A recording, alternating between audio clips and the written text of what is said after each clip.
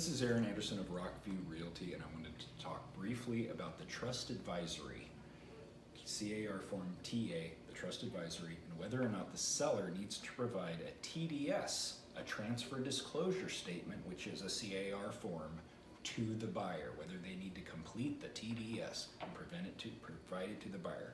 Now, whether or not they need to complete the TDS, they always have to disclose all material facts known to them that affects the value or desirability of the property. So if they're exempt from the TDS, it doesn't mean they're exempt from disclosing their knowledge of facts that may be asked on the TDS. Okay, so they know there's mold, for example, and mold's on the TDS, and they're exempt from providing the TDS, but they have actual knowledge that there's mold. Just because they're exempt from providing the TDS, they're not exempt from providing facts that they know would affect the value or desirability of that property. Okay, so there are certain circumstances where the seller must provide a TDS, and those circumstances are where the seller's a natural person and they've occupied or had possession of the property in the last year.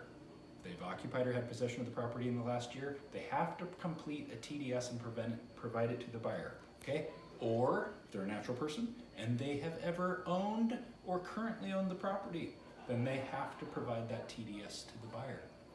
Okay, the circumstance where they don't is if they're not a natural person, they've never occupied the property, or they occupied the property more than a year ago, or if they aren't an owner and never owned the property. For example, a successor trustee situation. They become the successor trustee, somebody becomes incapacitated, they become the successor trustee. They've never occupied the property, or they did when they were a kid, and they've never owned the property. That person would be exempt from doing the TDS. They would be, okay? But if they have owned it, like I explained, they wouldn't be exempt. So don't read the Trust Advisory and just go, oh, my seller's exempt from doing a TDS. No. If they've occupied in the last year, had possession in the last year, they're not exempt.